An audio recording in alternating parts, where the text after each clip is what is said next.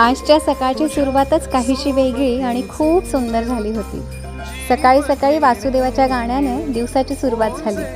अमेरिकेत राहायला गेल्यापासून अशा गोष्टी खूप क्वचितच अनुभवायला मिळतात आणि त्यात आज होता पहिला श्रावणी शुक्रवार, म्हणून अर्थातच घरात बेत होता पुरणपोळीचा।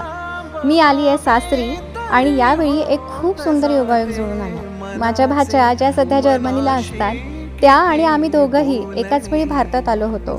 म्हटलं असा योग वारंवार कुठे येतो, मग श्रावणी शुक्रवारच्या पुरणपोळीच्या बेतासोबतच आज रक्षाबंधनही साजरं करायचं ठरलं।